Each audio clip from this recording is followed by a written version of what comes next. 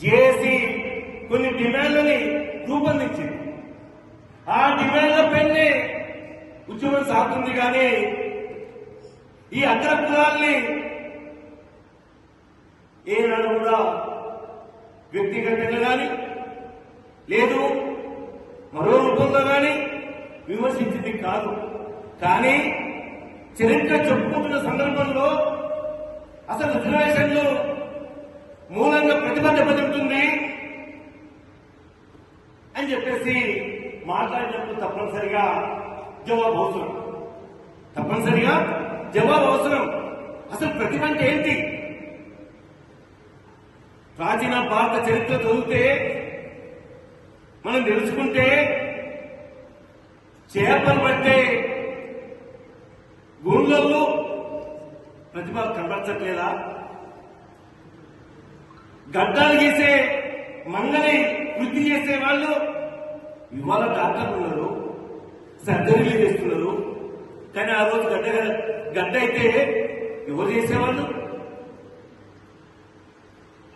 నేను చూసిన చిన్నతనంలో ఒక గ్రామంలో ఖమ్మం జిల్లాలో డాక్టర్ పేరే గడ్డల డాక్టర్. ఆయన వృత్తి రీత్యా మంగళ పని, నహై బ్రాహ్మణుడు, చాలా ముద్దుగా. వృత్తి కులాలు ఇవన్నీ, శ్రామిక కులాలు ఇవన్నీ. ఆ రకంగా అక్కడ లైన్ కట్టేది గడ్డలు వచ్చిన వాళ్ళంతా కూడా. ఆ తర్వాత చెట్ల మందు. మరి ఆ ప్రతిభ లేదా? ఆ ప్రతిభని మనం పరిధిలో తీసుకోకూడదా?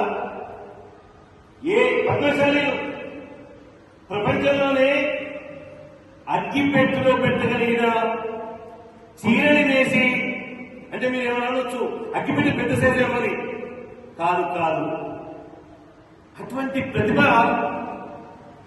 ఈ 77 దశాబ్దాల కాలం దాటిన స్వతంత్ర భారతంలో ఈ ప్రతిభను ఎవరైనా పరిగణలో తీసుకున్నారా? ఇది పరిగణ కాదా? కేవలం అధ్యయనం అంటే చదువు, పోటీ పరీక్షలు అదే నా ప్రతిభ కాదు కదా. అదే సమయంలో ఈ కులాల్ని, ఈ వృత్తి కులాల్ని, ఈ వృత్తి జీవనాధారంగా వేస్తున్న వాళ్ళని చదువుకు దూరం చేసింది ఎవరు? సందర్భం మాట్లాడుకోవాలి కదా. ఏదైతే ప్రతిభ అంటున్నావో ఈ ప్రతిభను సాధించడానికి చదువుకు దూరం చేసింది ఈ పాలకులు, ఆనాటి ఆ వ్యవస్థ. అందుకనే జ్యోతిరావు పుల్లే గాని, తమిళనాడులో అనేక ఉద్యమాలు గాని ముందుకొచ్చాయి. అనేక పద్ధతుల్లో చదువు దూరం చేయడంతో ఆర్థికంగా వీటన్నిటి కూడా మనం దూరమైంది. అందుకని నేను ఏమంటున్నానంటే ప్రతిభని చిన్న చేయడం కాదు, ప్రతిభ కూడా చూడాల్సిందే, ప్రజలు తీసుకోవాల్సిందే. కానీ సామాజికంగా, ఆర్థికంగా చదువుల్లోనూ